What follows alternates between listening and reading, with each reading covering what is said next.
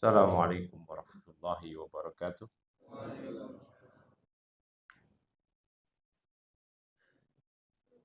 Alhamdulillahi salatu wassalamu ala Rasulillah wa ala alihi wa sahbihi wa sallama tasliman katsira wa asyhadu an la ilaha illallah wahdahu la syarika lah wa asyhadu anna Muhammadan abduhu wa rasuluh. Allahumma salli wa sallim wa barik ala nabiyyina wa sayyidina Muhammadin wa ala alihi wa sahbihi ajma'in amma ba'd. Bapak Ibu semuanya, alhamdulillah kita masih melanjutkan kajian kita hadis arba'in. Sekarang kita masih di hadis ke-23, hadis ya, yang mulia yang Nabi sabdakan an Abi Malik, dari sahabat Abi Malik ya, Al Haris ibn Asim Al Asy'ari radhiyallahu anhu, yang mengatakan Rasulullah sallallahu alaihi wasallam bersabda, at-tuhru syatrul iman. Kesucian itu adalah separuh keimanan. Walhamdulillah tamla'ul mizan. Wa subhanallah walhamdulillah tamla'ani atau tamla'u ma baina sama'i wal ard. Ya. Bahwasanya tasbih alhamdulillah itu pahalanya memenuhi mizan, timbangan amal kita semua. Ucapan alhamdulillah, subhanallah dan alhamdulillah keduanya memenuhi, atau salah satunya saja memenuhi antara langit-langit dan bumi, antara langit dan bumi. Wassalatu nurun, dan salat adalah cahaya. Wassadaqatu burhanun, sedekah adalah bukti burhan. Nah, sekarang kita bahas satu persatu sampai kepada wassalatu nurun. Salat adalah cahaya. Cahaya apa? Cahaya pada hati dan cahaya pada wajah. Inilah cahaya hidayah. Ya. Yang dimaksud dengan sholat adalah cahaya, yaitu as-sholatul mafruḍah wan nafilah. Sholat fardu dan sholat sunnah. Cahaya. Cahaya di mana? Nurun fil wajah. Cahaya di wajah dan cahaya di hati. Cahaya di wajah juga. Oleh karena itu kita melihat orang walau negro sekalipun, tapi dia menjaga sholat. Ada cahaya keimanan. Ya, maka kita dapati orang-orang yang tidak sholat, di wajah mereka walaupun wajahnya kinclong, glowing, putih, ada zulmah, ada kudroh, ada kekeruhan, ada kegelapan, waliyadzubillah. Ya, dan juga cahaya kolbu, cahaya kolbu, cahaya di wajah, cahaya di kolbu, dan cahaya di sirat, bahkan cahaya di jalan kehidupan kita. Sehingga orang-orang yang sholat betul-betul terjaga diri dia dari perbuatan keji dan mungkar, atau minimal terminimalisir perbuatan keji dia. Allah Ta'ala berfirman di surah Al-Ankabut ayat 45, Inna sholata tanha anil fahsya'i wal munkar. Sholat itu betul-betul mencegah dari perbuatan keji dan mungkar. Bagi orang yang sholat dengan sholat yang benar, niatnya, rukunnya, syaratnya, maka sholat betul-betul mencegah perbuatan keji dan mungkar. Namun kalau sholatnya itu tidak benar rukunnya, nggak benar niatnya, gimana mau mencegah perbuatan keji dan mungkar? Sholatnya salah-salah. Atau salah niat, salah cara. Salah niat, salah cara. Atau yang niatnya benar, caranya salah. Caranya benar, niatnya salah. Oh, ini niatnya sudah benar, sholatnya, caranya sudah benar, tapi kok perbuatan keji dan mungkar masih belum terhapus sama sekali. Iya, minimal terminimalisir. Jadi kalau ada orang melakukan perbuatan kemungkaran, STMJ, sholat terus, maksiat jalan, maka maksiatnya itu terminimalisir. Kalau ada orang tuh dia sholat, tapi tuh penjahat. Ngapain dia jahatnya? Dia zolimin orang lain. Zolimin apa? Hartanya. Alhamdulillah dia masih sholat. Kalau dia nggak sholat, bukan cuma harta yang dizolimin, mungkin darahnya atau kehormatannya dan seterusnya. Nah, itu udah sholat. Ya, lihat lagi. Jangan sampai dia salah niatnya. Dia anggap sholat itu sebagai rutinitas yang tidak ada fungsi peribadatan hati dia kepada Allah. Atau hanya menganggap formalitas semata. Biar dianggap sebagai muslim. Maka sholat adalah cahaya. Anggaplah semua orang maksiat dari orang-orang yang ke masjid. Naudzubillah. Anggaplah demikian. Lantas apakah kita menjadikan hal tersebut acuan, barometer? Iya. Gimana naikinnya? Turun sendiri. Ntar saya disangka kuntet sama bapak-bapak. Iya. Ya. Nah. Kemudian Allah Ta'ala berfirman, wasta'inu bis sabri wassalah wa innaha lakabiratun illa 'alal khashiyin. Minta tolonglah kepada Allah dengan sabar dan sholat. Namun itu berat kecuali bagi orang yang khusyuk. Nah, begitu juga. Dia sudah benar sholatnya, sudah benar caranya, niatnya, tapi nggak khusyuk. Khusyuk itu ibadah qalbi. Maka oleh karena itulah maksiat tetap jalan. Berarti sholat yang dapat mencegah perbuatan keji dan mungkar, benar niatnya, benar caranya, dan khusyuk nilainya. Tapi kalau nggak khusyuk, ya akhirnya masih terjadi perbuatan keji dan mungkar. Ya, barakallahu fikum. Mengenai pembicaraan hukum sholat kita sudah bahas. Ya, bahwasanya orang yang meninggalkan sholat itu diperselisihkan keislamannya oleh para ulama.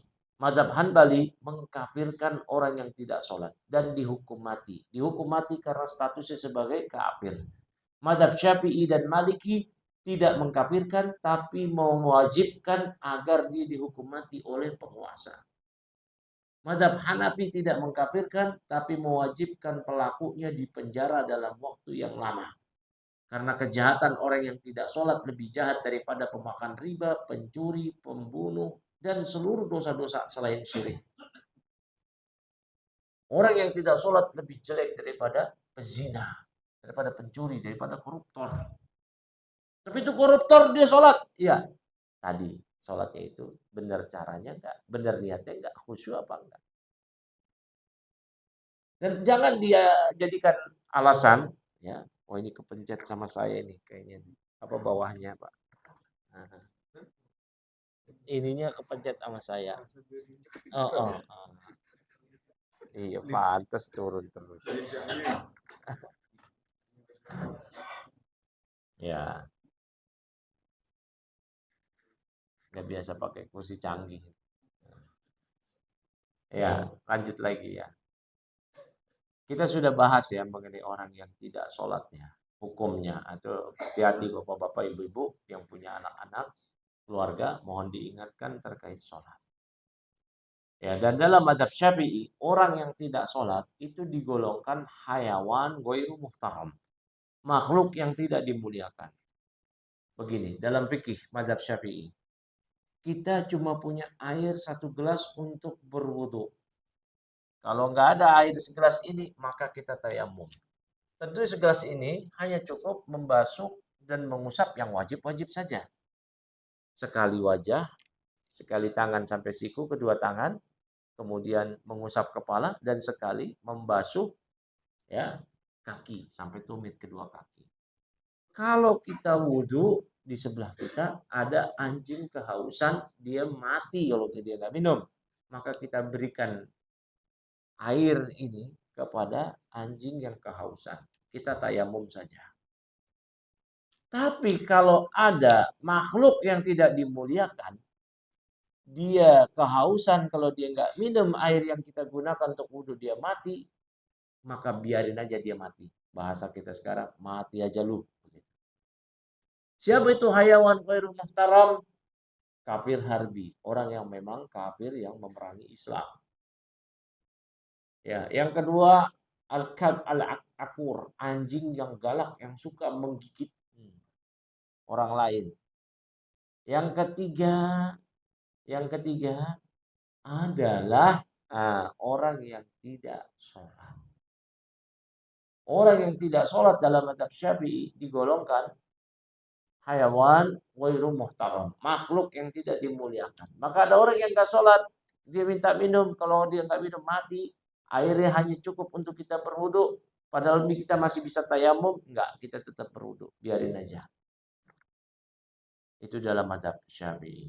Status orang yang tidak sholat. Maka orang yang tidak sholat tidak ada cahaya di wajah, tidak ada cahaya di hati, tidak ada cahaya di sirat. Gelap, semua kegelapan. Semua adalah kegelapan. Ya, barakallahu fikum. Maka orang yang baru masuk Islam, hal perdana yang dia lakukan setelah mengucap 2 kalimat syahadat adalah sholat ketika tiba waktu sholat. Walau dia belum hafal bacaan-bacaan sholat, diganti dengan zikir. Subhanallah, alhamdulillah, la ilaha illallah, Allahu akbar. Nah, oleh karena itu tidak ada peluang bagi kita untuk absen dari sholat. Tidak ada peluang bagi kita untuk absen dari sholat. Lagi safar tetap sholat, di qashar, di jamaah. Lagi sakit tetap sholat. Gak bisa berdiri, duduk. Sholli qa'iman fa ilam tasati fa qa'idan. Sholat berdiri. Kalau gak mampu duduk. Kalau gak mampu duduk, fa'ala janbin. Berbaring. Ya. Baik. Lagi perang, tetap wajib sholat. Sholat khauf. Lupa pas ingat, wajib sholat. Lupa pas ingat, wajib sholat. Jadi tidak ada peluang untuk kita absen dari sholat. Gak bisa. Ya, maka hal ini yang mesti diperhatikan. Baik, barakallahu fikum. Kemudian was-shadaqatu burhanun, dan sedekah adalah cahaya. Sedekah mengeluarkan harta dalam rangka ketaatan kepada Allah untuk diberikan kepada orang yang membutuhkan. Sedekah bukti iman. Karena orang yang pelit, yang bakhil itu tidak ada pada sifat-sifat orang beriman, itu hanya ada pada sifat-sifat orang yang munafik. Munafik itu pelit, bakhil. Kalaupun terpaksa bersedekah, riaan, karena ria, manusia ingin dilihat. Itu pelit, bakhil bukan pada sifat seorang mukmin. Wattaqus syuh fa inna syuha dzulumatun yaumal qiyamah, kata Allah. Ya. Atau kata Nabi SAW dalam hadis. Takutlah kalian terhadap sifat pelit, kikir, bakhil. Karena sifat kikir, pelit, bakhil itu adalah kegelapan pada hari kiamat kelak. Maka sedekah, kata para ulama, dalilun ala sihhatil iman. Adalah bukti akan kebenaran iman. Ya. Maka kalau ada orang yang punya sifat pelit, maka itu sifat kemunafikan. Sifat yang buruk, akhlak tercela. Kita boleh pelit untuk diri kita sendiri. Tapi untuk orang lain kita tidak pelit. Dan ini mengutamakan orang lain, namanya isar, akhlak yang terpuji. Ini di atasnya lagi. Yang inilah para sahabat dipuji oleh Allah. Yusiruna ala anfusihim walau kana bihim khasasah. Dan mereka lebih memprioritaskan, lebih mengutamakan orang lain yang membutuhkan atas diri mereka sendiri, walau diri mereka juga membutuhkan. Walau kana bihim khasasah. Ayat ini turun terkait seorang sahabat yang dia keluarga sangat sederhana, cuman punya jatah makanan malam untuk dia dan keluarganya, yang itu pun pas-pasan. Datang sahabat yang lain bertamu ke rumahnya, lapar. Dijamu. Dikasih makan. Gimana cari ngasih makannya, kata istrinya, ini cuma cukup buat kita, anak kita. Itu pun kita pas-pasan. Udah gampang. Matiin pelita. Zaman dulu kan lampunya pelita. Matiin. Nanti saya akan gerak-gerakin sendok ke mangkuk. Padahal nggak ada isinya. Biar tamunya makan kenyang. Setelah itu tamunya pergi, Allah turunkan ayat. Wa yu'thiruna ala anfusihim walau kana bihim khasasah. Mereka lebih mengutamakan, memprioritaskan orang lain, saudaranya yang membutuhkan daripada diri mereka sendiri, walau diri mereka khasasah. Sangat-sangat membutuhkan juga. Kan harus skala prioritas, betul. Tapi ini levelnya udah beda. Ini levelnya udah beda. Kalau bicara skala prioritas, ya jadi kita dulu. Ya. Tapi ini levelnya udah beda. Level apa? Level makam kewalian. Nah, ya. Jadi diukur kewalian tersebut dengan ketaatan. Ya. Ala ala inna awliya Allah la khaufun alaihim wa lahum yahzanun alladzina amanu wa kanu yattaqun. Ketahuilah wali-wali Allah itu apa? Yang beriman bertakwa. Yang beriman bertakwa. Yang paling beriman, yang paling bertakwa itu yang semakin tinggi kewaliannya. Ya, jadi waliullah sekali lagi tidak tercirikan dengan identifikasi pakaian tertentu, komunitas tertentu. Nggak ada. Kewalian itu hanya teridentitaskan dengan ketakwaan dan keimanan. Semakin beriman dan bertakwa, semakin wali. Ya. Dan bapak-bapak, ibu-ibu, bisa jadi di antara bapak-bapak dan ibu-ibu ada waliullah. Ya.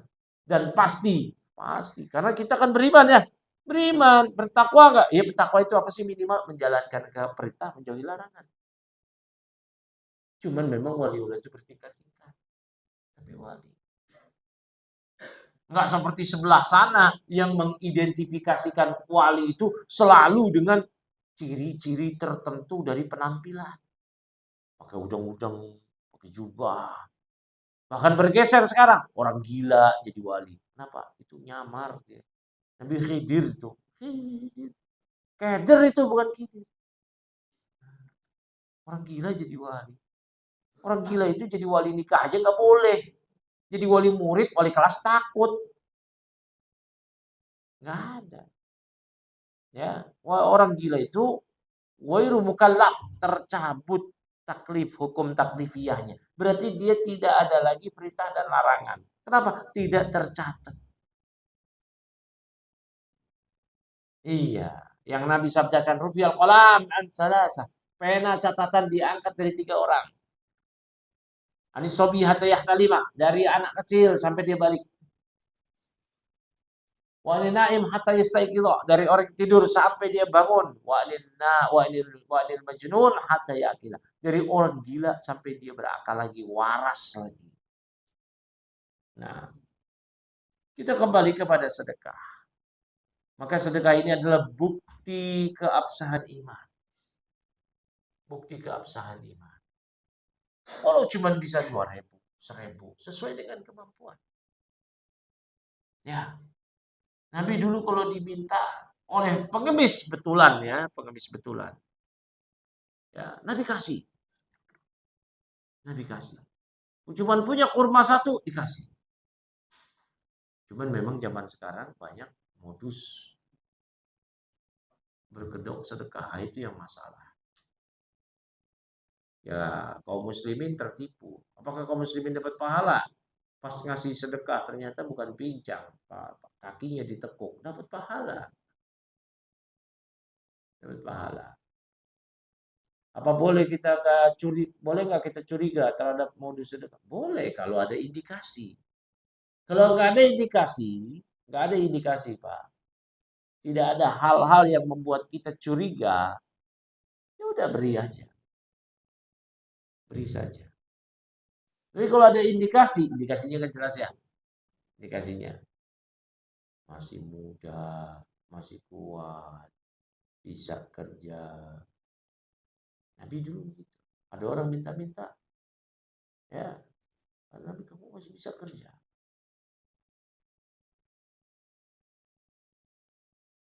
Mau diberikan, bisa aja diberikan, tapi itu kehinaan.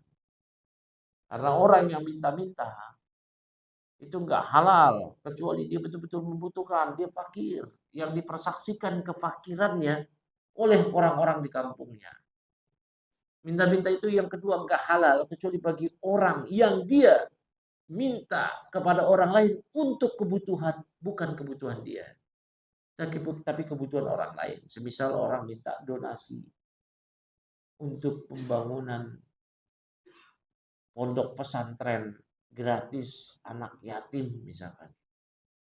Orang yang bawa map donasi atau bawa proposal donasi itu hakikatnya minta-minta. Tapi dia diberi udzur tidak tercela. Karena apa? Bukan buat dia. Buat orang lain. Buat anak-anak kaum muslimin yang kesusahan mondok.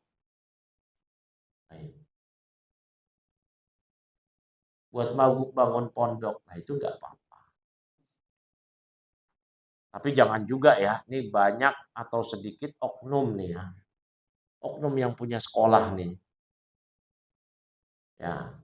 Kalau Bapak tidak mendapati itu berarti bukan itu yang dibicarakan. Tapi yang saya bicarakan, dia minta donasi kepada kaum muslimin, kepada para donatur untuk bikin pondok pesantren. Apa sih ekspektasi kaum muslimin ketika disodorkan proposal bikin pondok pesantren? Ekspektasinya apa? Oh, ini biar anak-anak kaum muslimin yang miskin mudah masuk pesantren. Bayarannya murah. Karena nggak ada lagi uang bangunan. Uang bangunannya sudah kita bikin. Bangunannya itu kita yang tanggung. Tuh kita yang bayar. Kaum muslimin begitu kan? Berarti kalaupun nanti ada bayaran, ya buat operasional. Gaji guru, gaji TU, gaji kepala sekolah, gaji bla bla bla lah, perawatan fasilitas begitu. Tapi ini yang saya maksud. Dia sebar proposal kepada kaum muslimin buat ya ini lembaga kita. Wah, dia presentasi dia tuh. Ini lembaga kita buat anak-anak kaum muslimin yang ekspektasi harapan kaum muslimin. Wah, ini nanti ini saya dapat pahala di sini karena anak-anak kaum muslimin akan belajar mudah, dimudahkan, dimurahkan. Ternyata ternyata setelah pesantren jadi, sekolah jadi, mahal. Padahal bangunan sudah dibangun oleh biaya kaum muslimin. Udah dibangun oleh biaya kaum muslimin. Patungan kaum muslimin. Yang kaya paling besar.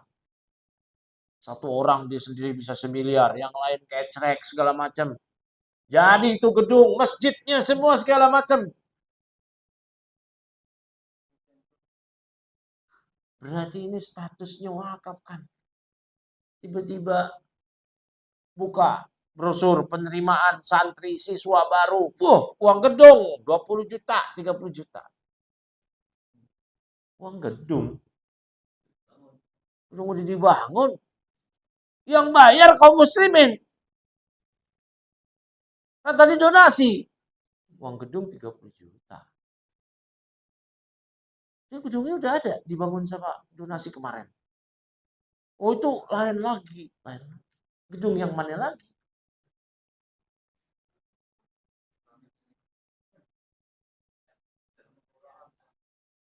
Wah. Maka ini harusnya jadikan ladang pahala. Jadi ladang industri. Industri menghasilkan cuan. Satu anak 20 juta, yang daftar 100. Wah, hitung sendiri. Pendaftaran 500.000, pendaftaran online 500.000, keluar brosur aja enggak. Taruhlah ya, wah pendaftaran 100.000 uang tes. Kertas berapa di fotokopi? Kasih snack makan siang berapa? Aduh.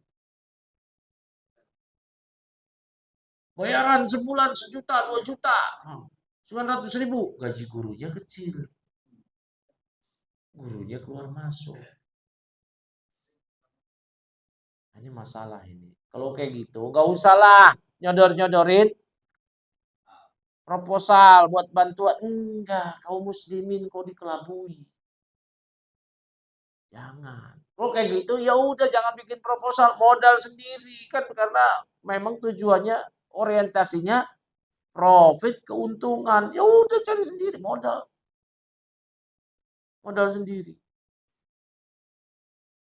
Modal sendiri kalau kayak gitu. Ngapain?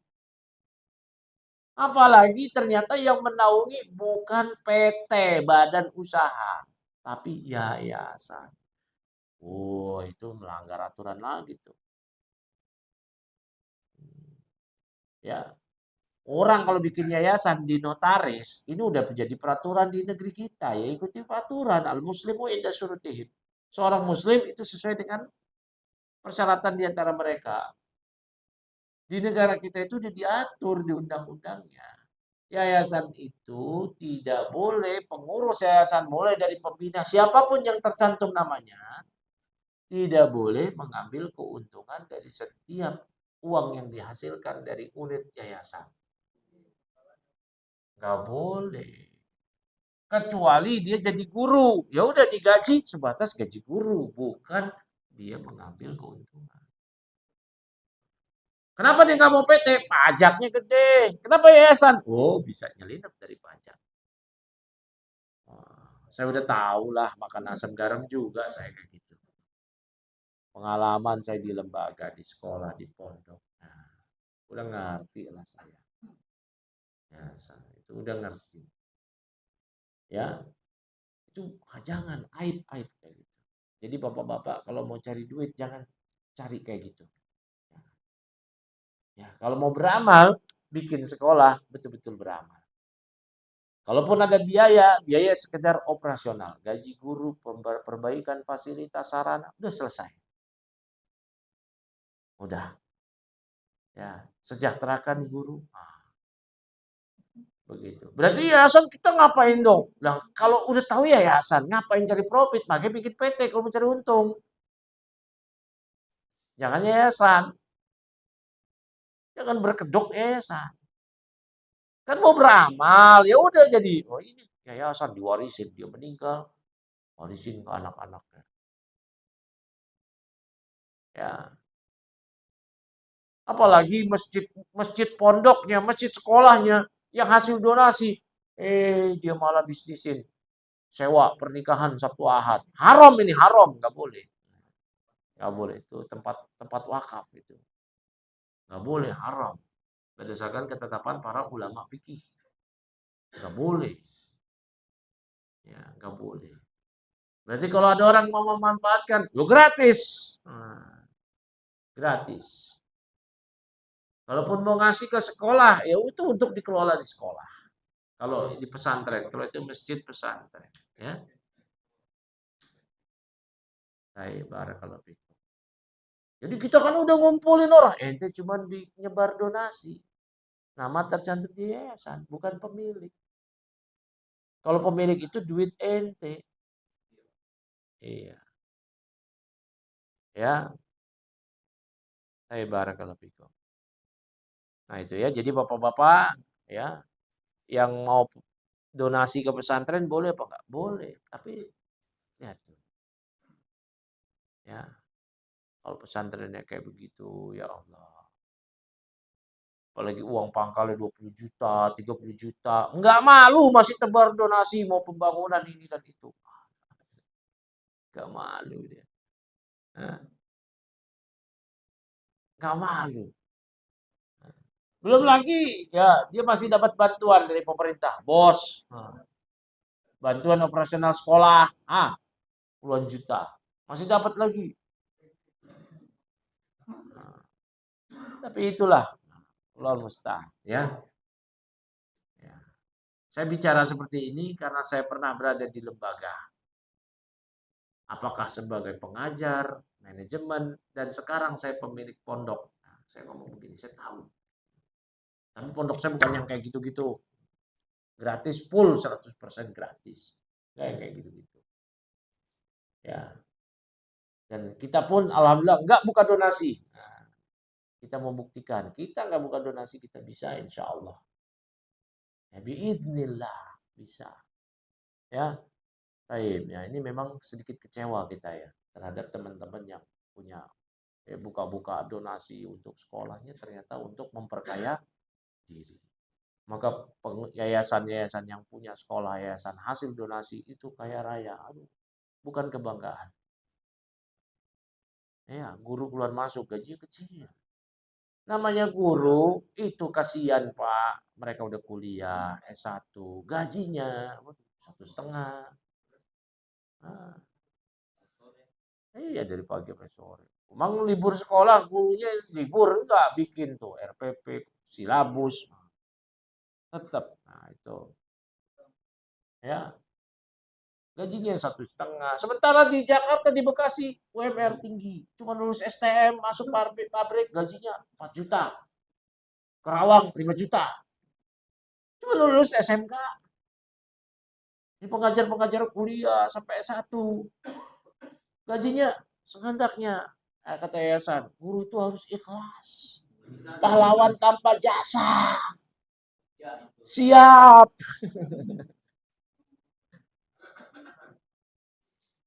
Harus ikhlas. Loh, kalau mau guru ikhlas, pengelola yayasan harus ikhlas juga. Jangan ngambil keuntungan. Karena ini hasil donasi, bersedia nggak laporan pertanggungjawaban keuangan dipublikasikan kepada umat karena uang sekolah, gedung segala macam hasil sumbangan umat. Berani apa enggak? Enggak berani. Ya. Maka mereka-mereka ini disaranin nih, cokok sama KPK itu. Iya, itu. Ya, sekali lagi, saya bicara seperti ini bukan pengamat, ya, bukan pengamat. Saya praktisi, praktisi pondok, praktisi pendidikan. Saya bukan pengamat. Dan saya kecewa sama teman-teman seperti itu. Ya, kecewa sekali. Ya, bukannya senang saya melihat, ngapain semuanya sekarang hidup mewah apa segala macam. Hasil apa? Ya, mengelabui umat, mengelabui umat. Kaum muslimin ekspektasinya tinggi. Biar anak-anak murah masuk ke situ. Minimal cuma bayar bulanan. Bulanannya pun nanti buat operasional. Meningkat profesionalis. Ya, meningkat. Gurunya profesional, kinerjanya mantap, punya ya, kompetisi yang daya kompetisi yang tinggi, anak-anak kaum muslimin jadi terangkat kualitas pendidikannya. Ya. Tapi sekarang enggak, guru keluar masuk. Karena dia tahu banyak kok yang mau jadi guru keluar satu. Ya karena guru keluar masuk anak-anak gimana coba? Gimana anak-anak? Ya, sampai di sekolah pondok yang mahal saya tahu banget. Ya, guru bahasa Inggris di pondok ada pelajaran bahasa Inggris yang ngajar pengajar umum, pengajar yang bukan bahasa Inggris. Tahu dia ngajarin bahasa Inggrisnya apa? Ya, walk the talk kali.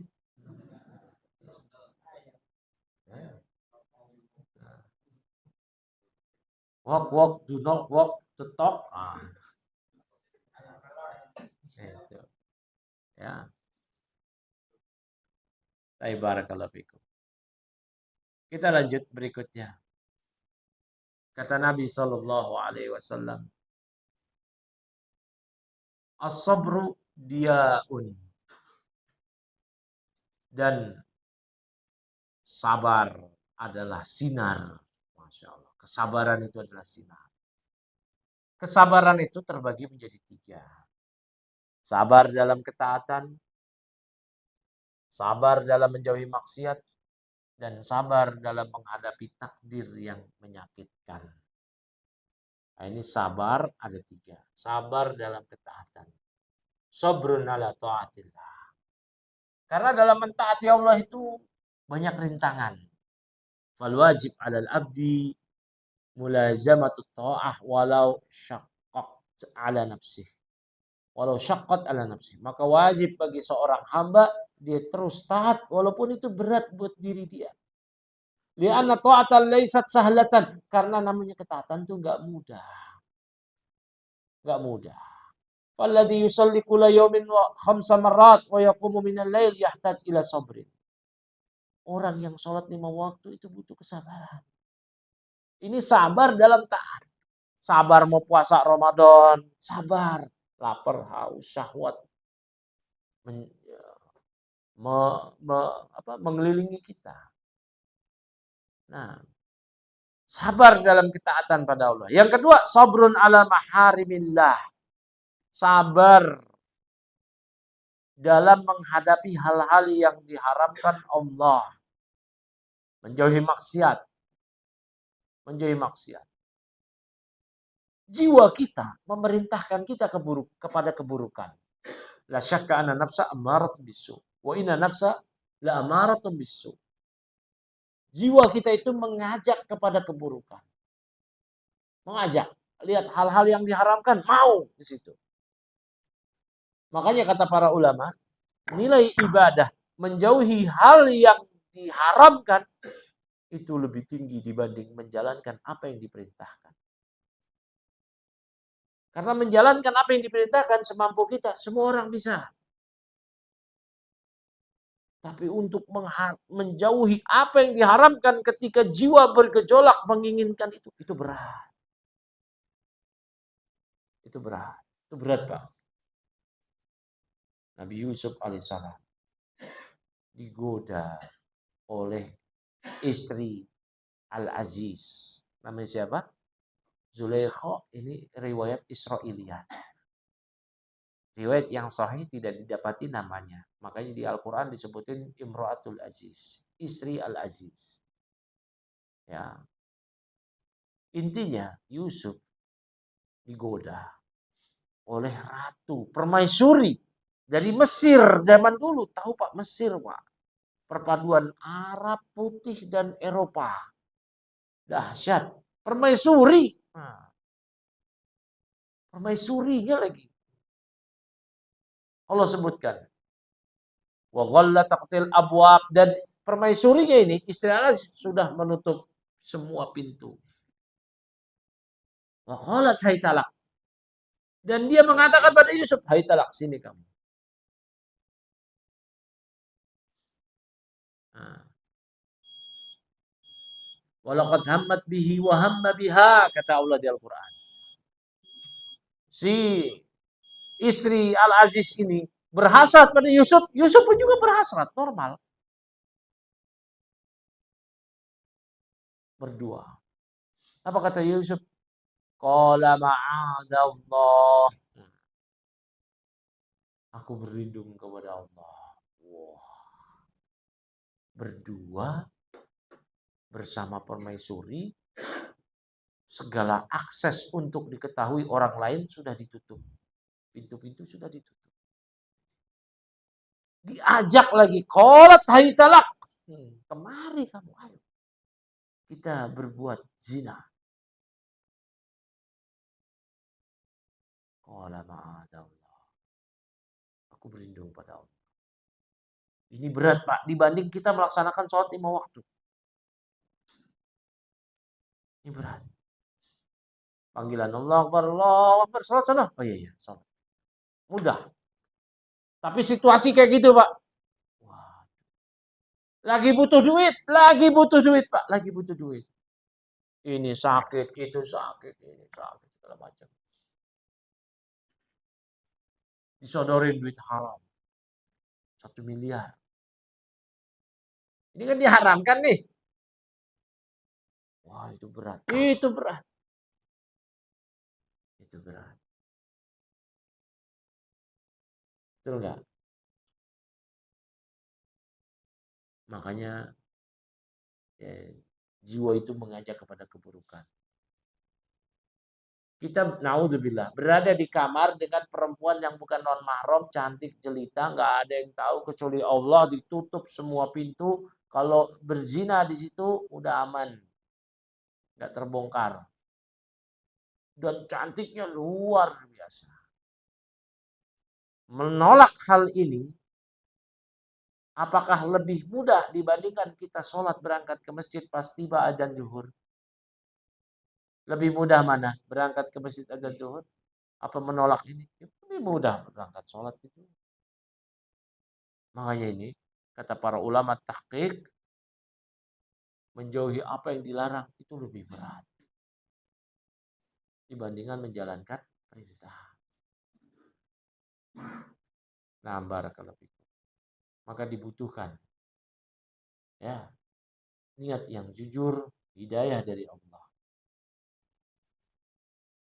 Makanya Yusuf itu melihat burhan Allah. Burhan Allah. Allah sebutkan Allah burhan rabbih. Seandainya dia tidak melihat burhan dari Allah. Begitu juga. Kita nggak mungkin bisa menjauhi segala hal yang dilarang. Bahkan menjalankan ketaatan. Kalau bukan karena taufik dari Allah. Kita bisa duduk di sini. Kita bisa menjauhi maksiat. Itu karena taufik dari Allah. Bukan karena kekuatan diri kita. Karena ada kemampuan dari kita. La haula wa la quwata illa billah. Ini sudah bel ya. Soal jawab apa selesai? Soal jawab ya. Silakan bagi Bapak. Iya, iya.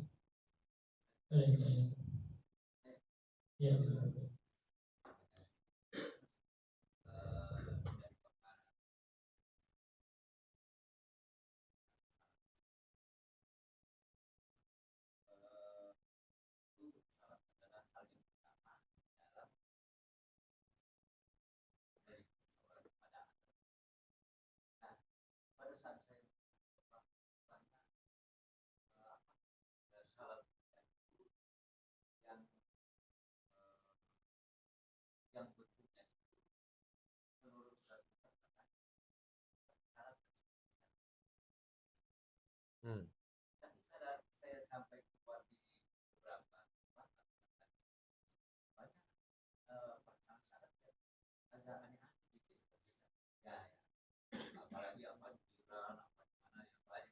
Hmm.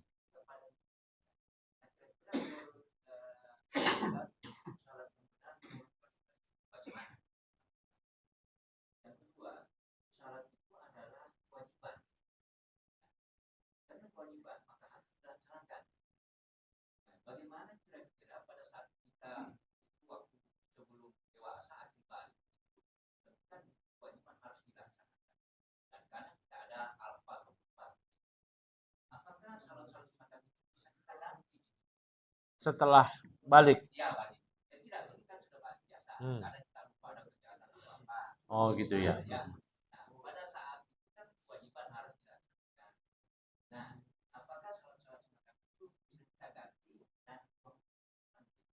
Oh iya. Hmm. Yang pertama, sholat kok macam-macam ya. Apalagi kalau bapak-bapak, ibu-ibu umroh, haji, melihat kaum muslimin sholatnya macam-macam, bersedekapnya beda-beda itu. Sementara Nabi sabdakan tadi sudah Bapak bilang, "Shollu kama ra'aitumuni usolli." Ya, sholatlah kalian sebagaimana kalian melihat aku sholat. Dan Nabi sholat tidak dalam tata cara satu. Sahabat melihat Nabi sholat begini, sedekapnya. Sahabat yang lain, loh, oh begini, begitu. Sama kayak kiroah. Al-Quran yang ada di kita itu riwayat Hafs dari Asim. Kiroah yang lain, Quran yang lain, yang mutawatir, lain-lain lagi. Sehingga didengarlah bacaan wadduhi. Loh itu kok beda-beda? Ya itu Nabi terkadang bacanya begitu. Sehingga diriwayatkan. Jadi makna hadis sallu kama ra'aitumuni usolli, salatlah kalian sebagaimana kalian aku salat, yang dilihat oleh sahabat walaupun cuma sekali, itu berarti tata cara Nabi. Semuanya benar selama ada madhab imam yang meriwayatkan. Saya kasih contoh karena Bapak bawa kasih sholat. Saya kasih contoh sedekap dalam sholat. Saya kasih contoh aja ya. Nah, begini perhatikan. Sedekap madhab Syafi'i, perhatikan. Sedekap madhab Syafi'i ini di dada. Dada itu di mana kata mereka? Di pusat. Hanbali di bawah pusat. Hanbali. Syafi'i dulu. Syafi'i di pusat. Hanbali turun di bawah dikit. Hanafi di bawah lagi. Maliki tidak bersedekap, tapi irsal. Mereka menganggap bersedekap lagi sholat fardu makruh, kecuali sholat sunnah boleh. Maliki irsal, itu gimana? Irsal dilepas. Allahu Akbar. Alhamdulillah. Ya, Nah, Maliki dilepas. Bapak-bapak mungkin yang haji umroh lihat. Allahu Akbar di sebelahnya, di depannya. Orang kok sholat gini ya? Nah, ini makanya kalau kita enggak piknik kitab, piknik taman surga, majelis ilmu di tempat lain, dan piknik daerah kita nggak lihat tempat orang, nah kita akan bingung. Kalau sekedar bingung sih nggak apa-apa, tapi nyala-nyalain. Wah ini sesat ini. Masih sholat, Allahu Akbar, si Irsal begini. Wah sesat ini. Wah. Gak ada tuh, Nabi contohin kayak gitu. Ya. Panduan saya sifat sholat Nabi karya Syekh Al-Albani. Ya silahkan. Tapi bukan berarti si buku fikih sholat mazhab lain, ulama yang lain itu bukan sifat sholat Nabi. Setiap pembahasan fikih sholat di mazhab Syafi'i, Hanbali, Hanafi, Maliki itu sifat sholat Nabi. Emangnya sifat sholat Abu Jahal? Kan nggak ada dalil. Terus kalau nggak ada dalil mereka pakai Taurat Injil. Ya ada dalil. Terkadang dalil diurai, terkadang tidak diurai. Tidak diurai kalau sifatnya itu untuk kajian pemula. Maka langsung matan. Kesimpulan. Rukun sholat hanya disebutin 13. Begitu aja. Pertama, niat. Kedua, takbiratul ihram. Ketiga, berdiri jika mampu. Keempat, baca Al-Fatihah. Kelima, ruku dengan tumak ninah. Keenam, i'tidal dengan tumak ninah. Ketujuh, 2 sujud dengan tumak ninah. Kedelapan, duduk di antara 2 sujud. Kesembilan, duduk tasyahud akhir. Ke-10, baca tasyahud akhir. Ke-11, baca selawat. Ya. Ke-12, salam sekali. Ke-13, tartib. Udah gitu aja tuh di buku-buku dasar. Dalilnya mana?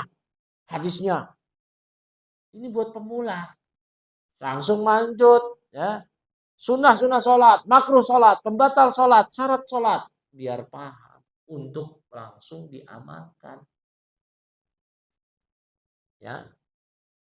Jadi kita sholat nih, madhab Syafi'i, madhab Hanbali, lihat yang madhab Hanafi. Terus dia bukan sifat sholat Nabi gitu. Imam Malik nggak ngerti gitu hadis Nabi. Kita paham gitu, Ustadz kita yang ngerti, Imam Malik yang ngerti. Subhanallah.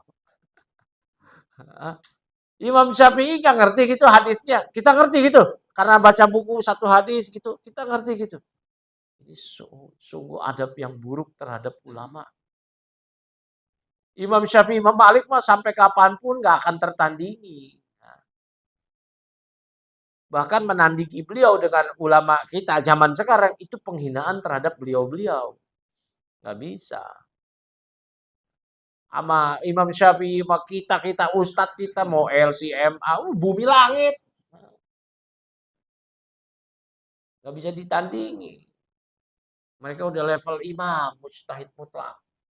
Masa mereka nggak paham, kita baru baca satu hadis paham? Hah?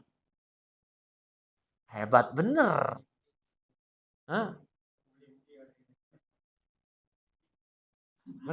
Mereka semua ahlul hadis. Imam Ahmad ahlul hadis. Imam Ahmad mengatakan Imam Syafi'i itu apa? Bukan ustadz sunnah, imam sunnah apa? Nasirus sunnah. Sang pembela sunnah.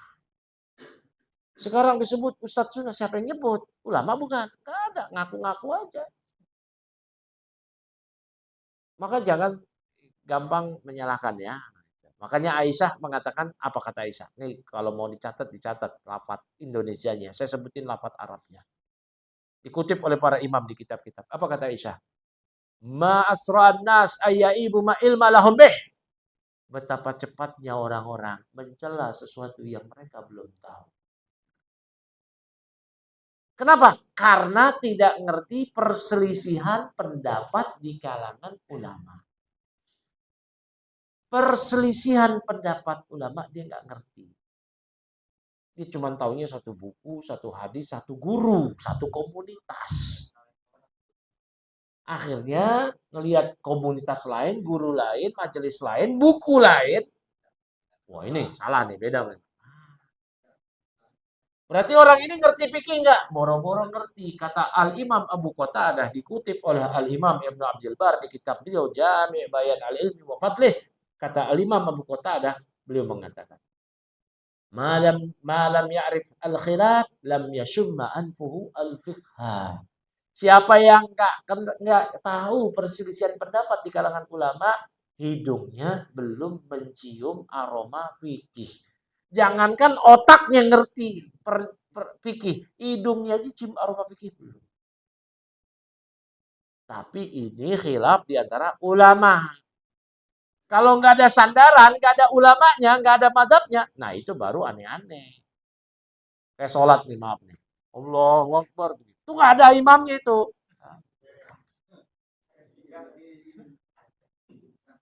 Ngapain? Sama orang yang lakukan sekarang. Salam. Assalamualaikum warahmatullahi wabarakatuh. Gimana tuh tangannya? Nggak ada itu. Kunut itu ada dua mazhab. Nggak kunut, dua mazhab. Kunut Imam Syafi'i, Imam Malik, mazhab Maliki dan Maliki. Nggak kunut Hanbali dan Hanafi. Ya. Maka benar orang-orang mengatakan yang salah yang nggak sholat subuh itu benar. Itu betul. Kenapa? Karena kunut mazhab Syafi'i, mazhab Hanbali, mazhab Maliki. Enggak, itu kunut mazhab Syafi'i dan mazhab Maliki. Cuman bedanya apa? Mazhab Syafi'i setelah ruku, mazhab Maliki sebelum ruku. Dan mereka membawakan hadis-hadisnya. Kan yang enggak kunut cuma taunya hadis Abu Malik Al-Asja'i aja itu yang dia nanya ke bapaknya. Nah, apakah Rasulullah SAW apa kunut apa Ali apa ya bunai inau muhdas. Udah taunya itu aja. Enggak tahu riwayat yang lain. Emang Imam Malik enggak ngerti gitu. Imam Malik murid dari Al-Imam Nafi. Imam Nafi murid dari Ibnu Umar. Ibnu Umar murid dari Rasulullah SAW. Imam Syafi'i murid dari imam-imam. Nggak usah ditanya Imam Syafi'i. Murid dari Imam Sufyan Ibnu Uyainah di Mekah. Ibnu Uyainah berasal dari madrasahnya Ibnu Abbas. Ibnu Abbas nggak ngerti gitu. Ya, makanya pembahasan mengenai kunut misalkan itu baca di kitab Al-Musannaf Ibnu Abi Syaibah. Beliau membawakan riwayat kunut dan riwayat tidak kunut. Banyak sekali. Ya, dari kalangan sahabat tabi'in. Lagi pula kan itu riwayat sahabat. Seorang sahabat dalam mazhab itu bukan hujah. Hujah itu apa sih? 4. Quran, sunnah, ijma, qiyas. Ucapan sahabat bukan hujah. Ucapan sahabat bukan hujah. Lagi pula kan ditanya nih tabi'in nanya ke bapaknya sahabat. Apakah engkau kunut di zaman Nabi? Enggak ada kunut. Kok bisa anaknya di zaman tabi'in nanya tentang kunut? Berarti kunut itu ada. Kok sesuatu yang nggak ada ditanya? Itu mustahil. Ya intinya tadi, kunut dua mazhab. Tidak kunut dua mazhab. Ya, dua-duanya benar. Yang nggak benar, yang nggak sholat subuh itu tepat. Cuma dianggap, oh nggak gitu. Lagi pula yang kunut kan Imam Syafi'i dan Imam Malik gitu. Itu dua imam itu. Dua imam. Yang nggak kunut Imam Ahmad, Imam Abu Hanifah. Nah, itu semuanya imam. Ya. Nah, yang aneh-aneh yang nggak ada mazhabnya itu baru yang kita kritisi, kita bimbing, kita ajarin. Kalau ngeyel kita beri peringatan. Yang aneh-aneh sholatnya, yang aneh-aneh, yang nggak ada bimbingan dari ulamanya. Nah, itu berarti ngarang-ngarang sendiri. Ya, saya tidak pungkiri di masyarakat kita tuh banyak juga yang aneh-aneh. Ya, bapak-bapak tahu sendirilah. Ya, mau sholat, datangnya waktu sholat, ya kata Nabi, la yuradu doa bainal adzan wal iqamah. Tidak ditolak doa antara adzan dan iqamah. Berarti doa antara adzan dan iqamah nunggu sholat tuh doa yang mustajab.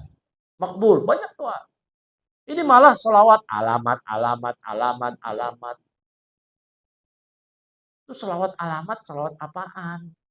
Alamat apaan? Malah nyanyi-nyanyi. Kalau mau selawat aja. Pahala. Mau zikir, zikir aja. Tapi lebih bagus doa. Tapi malah nyanyi-nyanyi. Ini aneh-aneh. Ini aneh-aneh. Ini nggak ada nih di 4 mazhab nih. Nggak ada. Nah, nggak ada di 4 mazhab. Ya. Nah, di luar 4 mazhab ada mazhab Syiah. Itu bukan mazhab Ahlussunnah. Yang sholat pakai batu. Syiah dalam masalah berdiri itu kebetulan caranya sama dengan mazhab Maliki, irsal. Berarti yang irsal tidak bersedekap ketika berdiri belum tentu Syiah. Bisa jadi Maliki. Mazhab Maliki itu dianut oleh kaum muslimin di daerah Maghrib. Maghrib itu sekarang Maroko, Tunisia, Libya, Aljazair. Itu mazhab Maliki semua. Sebagian orang-orang Mesir, bahkan Mufti Al-Azhar, Grand Mufti Al-Azhar yang pernah datang ke Indonesia, Ahmad Thayyib, itu mazhab fikihnya Maliki. Sebagian ulama Saudi, anggota Lajnah Daimah dahulu, Syekh Abdul Razak Al-Afifi, itu mazhabnya Maliki. Ya. Gurunya para ulama di Saudi, yaitu Syekh Muhammad Amin Al-Shinkiti, itu anggota Lajnah Daimah dulu, itu mazhabnya Maliki. Kita di Indonesia, kiai-kiai Syafi'i. Ya, Muhammadiyah dulu membawa fikih awalnya Hanbali. Ya. Habis itu, ya udah itu semua Ahlussunnah. Habis itu kompleks. Menggabungkan antar mazhab misalkan atau antar pendapat atau pendapat, ya silakan itu pendapatnya zahiri. Mazhab tersendiri kayak gitu. Asy-Syaukani di Yaman juga demikian. Ya silahkan aja, kita masih beramal dalam ketaatan. Alhamdulillah. Sebenarnya Pak, ya. Nah, ini benar, cuman ini kalau dinisbatkan pada hadis ini salah. Tapi kata Ibnu Qudamah Al-Maqdisi di kitab beliau Lum'atul I'tiqad, kitab akidah Ahlussunnah wal Jamaah. Kata Ibnu Qudamah Al-Maqdisi, perselisihan umat adalah rahmat dalam masalah furu' fikih. Bukan dalam masalah akidah perselisihan. Dalam masalah akidah mesti bersatu. Cuman kalau disandarkan, ini hadis, ya memang itu bukan hadis. Ikhtilaf fi ummati rahmatun, yaitu dalam masalah fikih, betul rahmat. Ya. Dalam masalah akidah nggak boleh ada perselisihan, mesti bersatu. Ya. Tapi dalam masalah fikih perselisihan itu rahmat, betul itu diucapkan oleh bukan satu ulama, bukan dua, bukan tiga, lebih dari itu. Ya. Ya, ulama yang betul-betul ulama ahli sunnah. Perselisihan di antara umat adalah rahmat. Jadi begini, Bapak kunut, saya enggak kunut, atau saya kunut, Bapak enggak kunut. Itu menurut para imam di antara Ibnu Qudamah Al-Maqdisi itu rahmat. Kenapa? Kita semua masing-masing dalam ketaatan kepada Allah. Saya mau taat pada Allah, jalan begini, Bapak begitu. Oh, itu rahmat. Ya udah, ngegasnya jangan pol. Nah, kalau mau diskusi. Kalau mau diskusi di situ ngegasnya jangan pol, Pak. Santai. Buka kitab itu pun ilmiah, pakai kitab. Pakai kitab. Karena kan rujukannya di kitab. Ini rujukannya di Google AI. Paket internetnya habis. Apa? Oh iya, yang kedua mengkodok sholat. Ya, mengkodok sholat. Oh, mungkin Bapak Ibu pernah mengalami masa dahulu ketika taatnya masih masa apa tuh? Jangan sebut masa jahiliyah ya. Masa jahiliyah udah lewat ya. Ya masa-masa jahiliyah semi-semi dulu lah. Gimana nih sekarang udah ngerti ya. Nah lagi-lagi ada dua madhab. Madhab pertama madhab Syafi'i. Ini pun mufradat madhab Syafi'i. Apa itu? Yaitu wajib dikodok. Wajib dikodok gimana? Dulu zuhur dikodok berarti sempurna dong 4 rakaat. Disempurna orang nggak lagi sapar kok, masa dikosor. Ya, jadi habis sholat zuhur lagi. Lagi waktu duha tenggang, wah dikosong nih, kodok dulu. Nah demikian, semampunya. Nggak mampu menghitung, semampunya. Ini dalam mazhab Syafi'i. Disebutkan oleh Al-Malibari di kitab beliau Fathul Mu'in dan para ulama Syafi'iyah yang lainnya. Memang ada pendapat kayak begitu. Pendapat yang kedua selain mazhab Syafi'i. Maka sholat yang ditinggalkan, yang sholat al-matrukah, yang ditinggalkan begitu, secara sengaja. Gimana sekarang? Ya udah tobat dengan tobat nasuha tanpa dipotong perbuatannya. Tobat dengan tobat nasuha. Ya. Tapi kalau dalam mazhab Syafi'i wajib diulang. Semampunya aja. Nah, seingatnya aja. Sehingga dia betul-betul datang kepada Allah dengan penuh kejujuran ingin ya menghapus kesalahan dengan perbuatannya. Nah, mazhab yang kedua cukup bertaubat. Begitu. Nah, jadi nanti kalau Bapak ngelihat ente sholat zuhur, sholat apa lagi? Dulu kodok. Berarti udah tahu ya, itu mazhab Syafi'i. Jangan dicela. Wah, apaan tuh? Nggak ada. Ya, memang nggak ada bid'ah. Di zaman Nabi nggak ada yang nggak sholat. Kalau disebut bid'ah nggak tepat. Di zaman Nabi nggak ada yang nggak sholat. Munafik aja di zaman Nabi. Munafik, Pak. Munafik itu kafir. Cuman pura-pura Islam. Dia hanya menjalankan rukun Islam. Syahadat, sholat, zakat, puasa, haji. Tapi nggak menjalankan rukun iman. Nggak ada iman pada Allah. Nggak ada iman pada malaikat, kitab, rasul. Nggak ada iman pada hari akhir. Nggak ada iman pada takdir. Nggak ada. Jadi di zaman Nabi nggak ada kayak gitu. Kenapa? Karena nggak ada orang yang nggak sholat. Paham nggak? Nggak ada orang yang nggak sholat. Di zaman sahabat boro-boro Pak nggak sholat, nggak bayar zakat Pak. Di zaman Abu Bakar As-Siddiq diapain? Nggak bayar zakat, diambil paksa. Ketika nggak mau dia ngotot, dibunuh, diperangi. Umar bin Khattab sempat interupsi. Kata Umar, wahai Abu Bakar, kok diperangi? Mereka kan syahadat, nggak syirik. Mereka nggak kuburiyun, mereka nggak beribadah tuh kepada kuburan-kuburan keramat. Nggak ada juga kuburan keramat yang dikeramatkan. Mereka sudah dihancurkan semua, berhala-berhala sudah dihancurin. Mereka kan syahadat, mereka sholat, kok dibunuh? Abu Bakar mengatakan karena Rasulullah SAW bersabda, Umirtu an uqatilan nas hatta yaqulu la ilaha illallah wa anna muhammadar rasulullah wa yuqimus shalah wa yutuz zakah fa idza fa'alu dzalik asamu minni dima'ahum wa amwaluhum illa bihaqqiha wa hisabuhum 'ala Allah, kata Abu Bakar.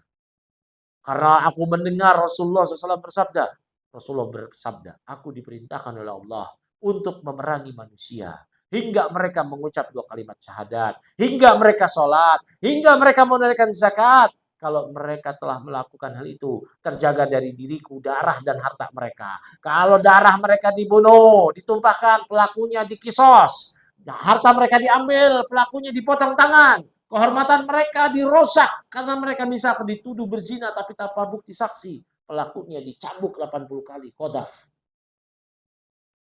Tapi kalau nggak melakukan, tidak terjaga darah dan hartanya.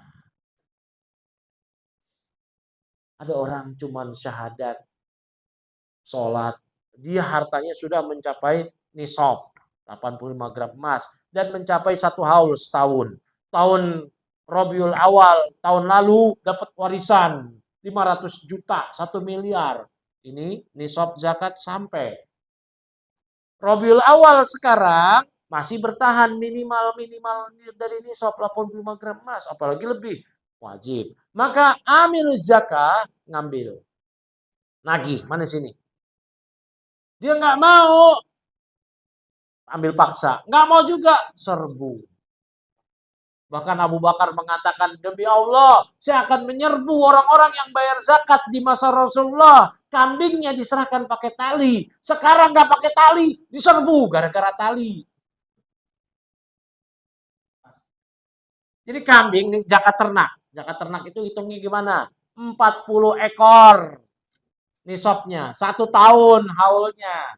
Dengan syarat juga itu saum, itu apa itu bahasa Indonesia? Digembalakan di tanah yang mubah. Kalau ngarit ngasih ngumpan sendiri mau 1000 ekor nggak ada wajib zakat. Tapi ini diumban di tanah yang mubah, tanah luas, diumban. Maka zakatnya setahun 1 ekor pakai tali. Di zaman Nabi pakai tali, bayar zakat onta, sapi pakai tali, kambing pakai tali. Di masa Abu Bakar nggak pakai tali, serbu. Oh itu. Di masa Abu Bakar nggak pakai tali, coba-coba di masa Nabi pakai tali, sekarang nggak pakai tali, serbu.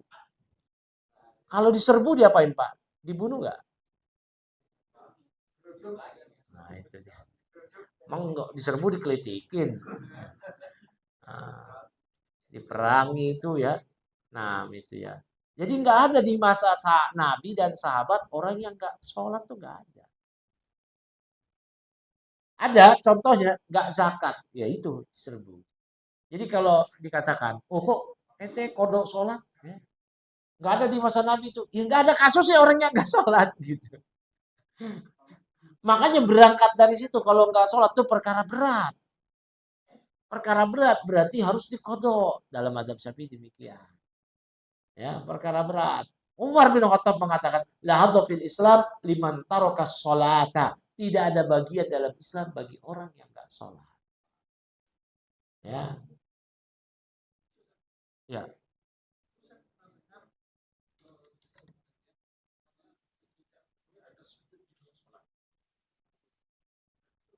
Keliru. Keliru itu keliru. Nah, tidak boleh ada sujud di luar sholat. Sujud itu bukan cuma di dalam sholat. Sujud itu dalam fikih ada sujud syukur.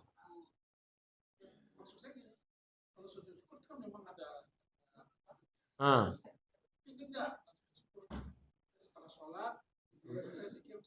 Oh gitu. Oh sujud lagi. Jadi orang habis sholat dia sujud lagi. Tergantung niatnya apa. Kalau dia habis dapat warisan, sujud syukur nih. Nah, itu pemain bola Muslim mau salah, tahu ya? Mane itu habis ngegolin sujud dia. Saya pernah bahas sama Ustaz. Saya pernah bahas. Ya. Oh ini enggak sah ini sujud. Sujud syukur itu sah dengan syarat ala toharoh suci. Yang kedua tutup aurat. Kalau dia main bola celana pendek nggak sah. Yang ketiga menghadap kiblat. Dia oke lah dia ngadep kiblat. Dia tahu di stadion oh kiblatnya sono nih. Udah ngapalin di stadion kiblatnya sono. Terus dia pakai tutup aurat. Jadi dia pakai apa tuh namanya? Udah tuh ngadep kiblat, suci. Jadi dia wudhu dulu sebelum main bola. Namanya main bola kan nggak ngentut. Nah, dia wudhu dulu. Kalau ngegolin, saya sujud syukur. Boleh apa enggak? Wah nggak boleh. Begini Pak, pemain bola itu kalau nggak golin dapat bonus. Timnya menang dapat bonus. Kalau ngegolin apalagi. Kalau ngasih asis dapat bonus juga. Oh ngerti sih saya? Wah ngerti lah. Kita memang hidup di zaman purba apa? Akses informasi gampang sekarang, ya kan? Nah, dapat bonus. Itu bisa jadi siapa namanya? Mau salah, Muhammad Salah. Wah,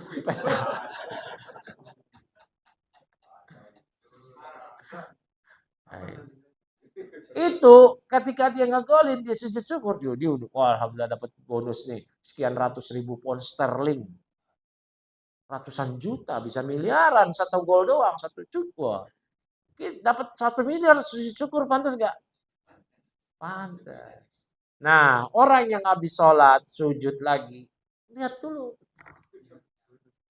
Kenapa nih orang sujud? Yang sujud syukur itu kan atas, pertama nih Pak, sujud syukur itu bukan hanya atas nikmat yang dia dapat. Yang kedua apa? Atas musibah yang dia dilindungi dari musibah tersebut. Ya Pak, itu sujud syukur Pak.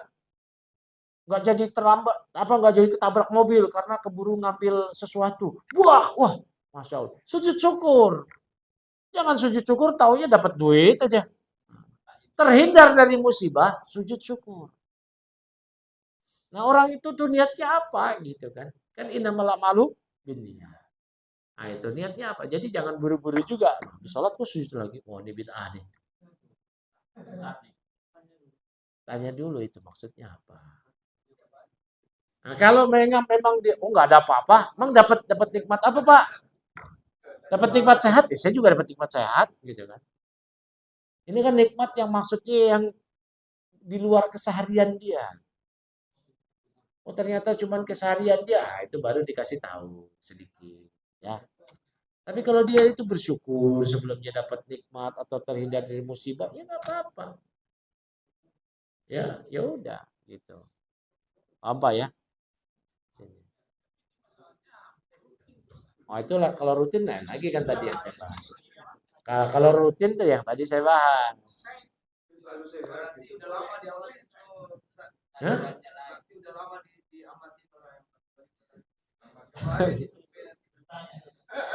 Diamatin ya.